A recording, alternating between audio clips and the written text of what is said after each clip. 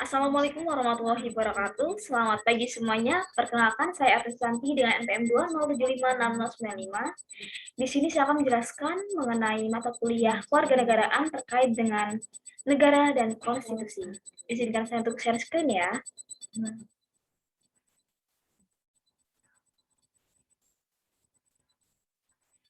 Baik, di sini yang akan kita bahas adalah negara dan konstitusi. Sebelum itu, kita wajib mengetahui apa sih negara itu, apa tujuan negara. Nah,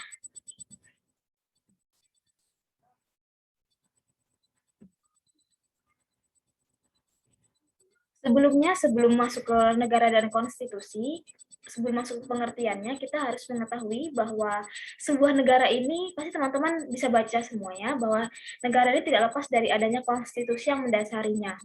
Nah, konstitusi ini dapat berupa hukum dasar yang tertulis, yang biasa kita sebut dengan undang-undang dasar, dan bisa juga dengan tidak tertulis atau konvensi.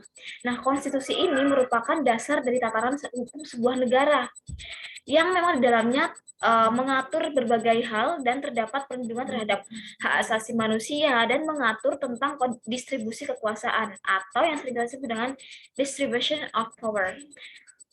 Kemudian, konstitusi ini biasanya disebut sebagai hukum fundamental negara karena apapun yang menjadi landasan itu harus berdasarkan dengan konstitusi dan Pancasila. Nah, aturan dasar yang nantinya akan jadi acuan bagi lahirnya aturan-aturan hukum lain yang ada di bawahnya, ya ini ada konstitusi itu sendiri.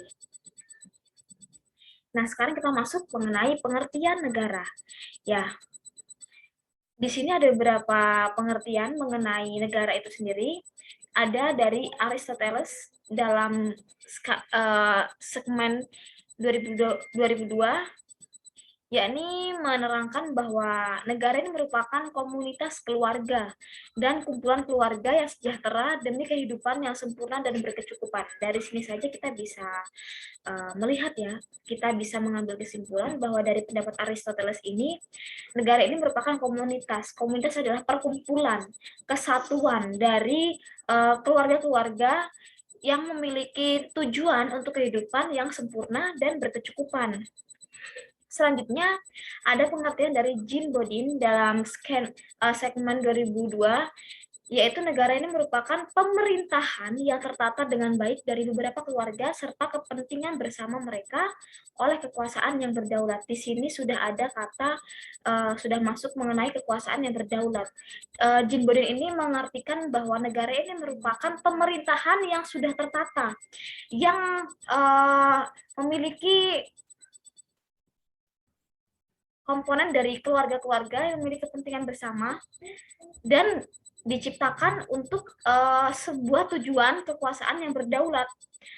Selanjutnya ada dari Rieger Soltau dalam bukunya dalam konsepnya Budiarjo 2007, Agustino 2007, dan Kelan dan Ahmad Zubaidi 2007. Di sini mereka menyebutkan bahwa negara ini merupakan alat atau wewenang yang mengatur atau mengendalikan persoalan bersama atas nama masyarakat. Nah, di sini menyebutkan bahwa negara ini sebagai alat atau perantara atau segala hal yang menjadi wewenang yang mampu mengatur atau mengendalikan persoalan bersama atas nama masyarakat. Jadi di sini hak tertinggi, kewajiban tertinggi ada di masyarakat. Nah, kita bisa belajar bareng-bareng nih dari Aristoteles, yaitu negara ini merupakan komunitas atau perkumpulan ya dari keluarga yang memiliki kehidupan yang sempurna dan berkecukupan. Kemudian ada dari Jean Bodin, yaitu negara ini merupakan pemerintahan yang tertata dan kekuasaannya yang sudah berdaulat. Kemudian ada lagi dari Sigurd Soltau yang merupakan negara ini merupakan alat atau wewenang yang bisa mengatur atau mengendalikan segala persoalan yang menggunakan nama masyarakat. Ada yang bertanyakan? Kalau tidak ada, bisa kita lanjut untuk tujuan dan fungsi negara.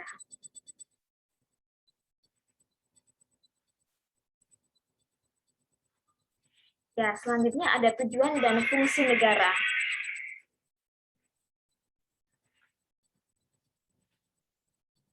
Oke, tujuan dari negara. Ada yang tahu teman-teman? Kalau teman-teman tidak ada yang tahu, bisa saya jelaskan ya. Jadi tujuan negara ini adalah menjadi pondasi penting dari berdirinya sebuah negara. Jadi negara berdiri pasti memiliki pondasi. Dan tiap negara pasti memiliki tujuan negara yang berbeda satu sama lain. Ada yang tahu tujuan negara Indonesia? Ya, itu pasti sudah tercantum dalam pembukaan Undang-Undang Dasar 1945 ya. Dan hal ini biasanya disesuaikan dengan pandangan dan landasan hidup yang bersumber pada nilai luhur negara tersebut. Jadi tujuan negara Indonesia ini disesuaikan dengan konsep-konsep yang sudah ada, disesuaikan dengan kebudayaan masyarakat yang sudah diterapkan sebelum Indonesia merdeka dan sudah diadaptasikan. Ternyata tujuannya ini pas, tujuan bangsa negara ini sudah diformulasikan, sudah dirancang secara maklumat oleh tokoh-tokoh kenegaraan kita. Dan itu semua sudah tertuang dalam pembukaan Undang-Undang Dasar 1945. Kemudian ada fungsi negara. Ya, fungsi negara ini secara umum sebenarnya ada 4, yakni untuk melaksanakan ketertiban dan keamanan, kemudian ada fungsi kemakmuran dan kesejahteraan, kemudian ada fungsi pertahanan dan keamanan, dan ada fungsi menegakkan keadilan. Dari keempat fungsi ini memiliki tatanan yang berbeda ya dalam setiap implementasinya. Jadi fungsi pengaturan dan ketertiban itu sangat penting dalam mencegah bentrokan-bentrokan maupun pertikaian yang mungkin timbul dalam masyarakat. Seperti yang kita lihat sekarang ini, bahwasannya sering sekali terjadi bentrok antara masyarakat, antara pihak-pihak birokrat yang dimana masyarakat ini merasa birokrasi tidak berjalan sesuai mestinya. Birokrasi berjalan hanya sesuai wewenang-wewenang mereka yang ingin mendapatkan haknya tanpa menjalankan kewajibannya. Nah, di sini negara ini memiliki negara ini harus menerapkan fungsinya, yaitu ketertiban dan keamanan. Kemudian fungsi kemakmuran dan kesejahteraan. Ya, apalagi kalau bukan untuk masyarakat. Fungsi negara ini seperti tujuannya, yaitu untuk kesejahteraan dan kemakmuran dari masyarakatnya itu sendiri. Negara mana yang tidak mau menjamin kemakmuran dan kesejahteraan masyarakatnya, bukan? Kemudian ada lagi fungsi pertahanan dan keamanan. Di sini sudah tertera ya bahwa fungsi pertahanan dan keamanan itu pasti teman-teman langsung spontan berpikir untuk pertahanan negara dan keamanan negara. Ya, benar sekali. Pertahanan kedaulatan dan keamanan kedaulatan kita. Seperti pihak-pihak penting yang bertugas seperti Polri dan ABRI yang mempunyai tugas untuk menjalankan fungsi negara, yakni fungsi keamanan dan pertahanan. Tapi sebenarnya kita sebagai warga negara juga harus tetap menjaga agar bangsa Indonesia ini tetap berdaulat, menjaga keamanan bangsa, dan menjaga pertahanan bangsa. Selanjutnya ada fungsi menegakkan keadilan. Nah, fungsi menegakkan keadilan ini sudah diatur dalam hukum, dalam norma hukum, di mana keadilan itu adalah sesuatu yang sangat penting. Justifikasi adalah sesuatu yang sangat penting dalam pendirian, dalam sebuah negara. Jadi semua orang memiliki kedudukan yang sama, semua orang adil di mata hukum. Oke, selanjutnya kita akan bahas mengenai pengertian konstitusi. Nah, di sini ada beberapa pengertian mengenai konstitusi, yaitu ada tiga tokoh ya, yaitu ada Casey Weir, yaitu menerangkan bahwa konstitusi ini merupakan sistem ketatanegaraan suatu negara yang berupa himpunan peraturan yang membentuk dan mengatur pemerintah dalam pemerintahan suatu negara. Jadi di sini kita bisa menggarisbawahi ada 3 kata, yaitu membentuk, mengatur, dan memerintah. Jadi konstitusi ini adalah sebuah alat, sebuah sistem ketatanegaraan yang memiliki tujuan untuk membentuk, mengatur, memerintah sebuah pemerintahan dalam sebuah negara. Ya, Kemudian yaitu ada Herman Heller, di mana menyebutkan bahwa konstitusi ini merupakan suatu hal yang memiliki guna luas daripada undang-undang dasar. Nah, konstitusi ini tidak dapat hanya bersifat yuridis, tetapi juga sosiologis dan politis. Jadi konstitusi ini bukan hanya semata-mata bersifat yuridis, bersifat hanya untuk kaum-kaum yudisial, kaum-kaum yang mengatur pemerintahan saja, tetapi punya sisi sosiologis dan politis untuk masyarakatnya.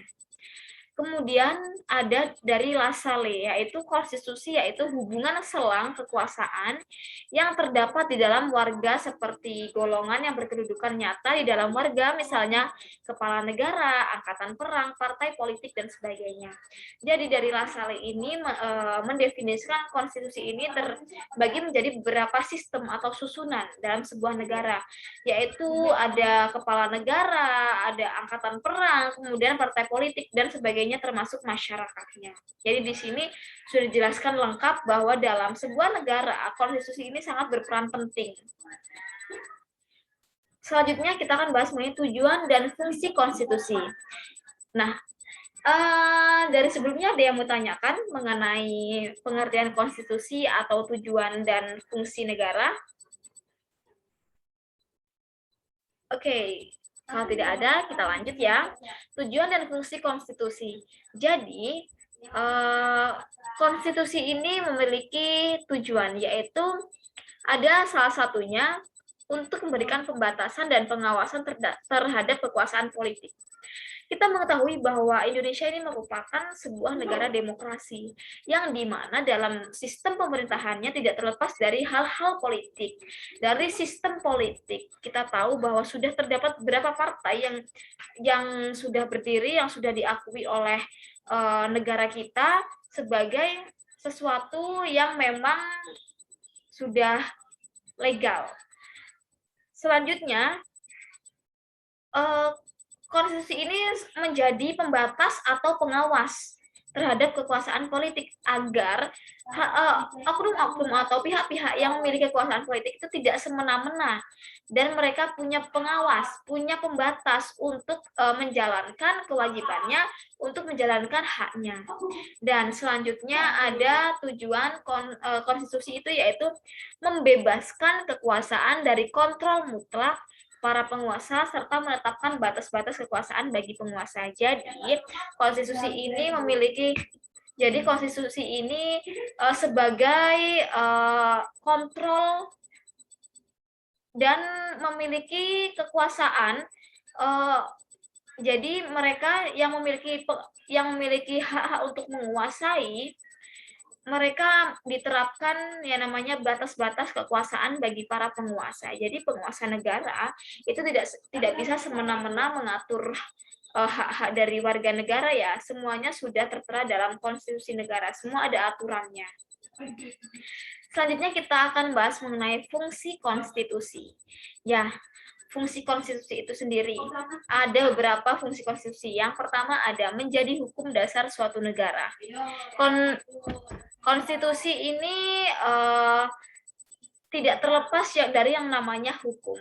Hukum itu salah satu sifat hukum yaitu mengatur, mengikat, ya.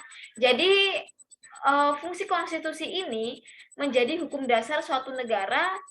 Jadi konstitusi ini sebagai salah satu supremasi hukum dari bangsa Indonesia. Semua yang tertera dalam sistem ketatanegaraan akan diatur dalam konstitusi, yang dimana menjadi hukum dasar. Selanjutnya ada konstitusi itu harus merupakan sekumpulan aturan-aturan dasar yang menetapkan lembaga-lembaga penting negara. Jadi seperti MPR, DPR, dan lembaga-lembaga pentingnya itu sudah diatur dalam konstitusi. Itu sudah mutlak ke dalam fungsi dari konstitusi itu sendiri. Kemudian ada sebagai pengaturan kekuasaan dan hubungan keterkaitannya. Jadi kekuasaan itu sudah diatur, sudah dibatasi, dan memiliki hubungan keterkaitan antara lembaga legislatif, kemudian ada lembaga eksekutif, dan lembaga yudikatif, semuanya sudah diatur dalam konstitusi negara. Semua tidak bisa berperan tanpa adanya keterkaitan hubungan dari masing-masing lembaga. Selanjutnya ada konstitusi itu mengatur hak-hak dasar dan kewajiban-kewajiban warga negara dan pemerintah baik sendiri-sendiri maupun bersama. Ada yang namanya hukum perdata, hukum pidana, semua sudah diatur dalam konstitusi negara. Selanjutnya yaitu konstitusi itu harus mengatur dan membatasi kekuasaan negara dan lembaga-lembaga yang sudah saya sebutkan tadi ya teman-teman. Jadi bahwasannya dalam konstitusi ini sudah diatur, sudah dijelaskan bahwasannya dalam mengatur sebuah negara itu ada batasan-batasannya dari para penguasa, dari para pihak-pihak birokrat. Selanjutnya, konstitusi ini merupakan ideologi elit penguasa. Ya, fungsi dari konstitusi ini yaitu menjadi ideologi elit penguasa. Jadi para penguasa itu memiliki ideologi elit, ideologi yang tidak eceng-eceng, ideologi yang bahasa sekarang pasti teman-teman hidupnya no kaleng-kaleng. Jadi konstitusi itu sebuah aturan dari kumpulan-kumpulan aturan dari para penguasa untuk bisa mengatur masyarakatnya, mengatur sistem pemerintahan yang sesuai dengan Pancasila. Dan yang terakhir, bahwa konstitusi ini meletakkan hubungan material antara negara dan masyarakat. Jadi negara dan masyarakat itu harus memiliki hubungan yang saling berkaitan. Jadi tidak bisa negara mengatur haknya sendiri, negara mengatur kewajibannya sendiri, sedangkan masyarakatnya hanya dibiarkan, itu tidak bisa. Jadi antara negara dan masyarakat itu harus mempunyai satu tujuan, harus mempunyai satu sistem di mana untuk mencapai tujuan dari negara itu sendiri yang sudah saya sebutkan di awal. Oke, dari sini ada yang mau tanyakan teman-teman? Kalau tidak ada, mungkin sudah paham semua mengenai fungsi dan konstitusi. Oke, terima kasih atas perhatiannya. Saya ucapkan terima kasih atas perhatiannya untuk teman-teman semua. Hari ini kita sudah membahas mengenai tujuan dan fungsi dari negara dan konstitusi, itu bahasan mengenai negara dan konstitusi. Saya mohon maaf apabila ada kesalahan. Saya akhiri. Wassalamualaikum warahmatullahi wabarakatuh.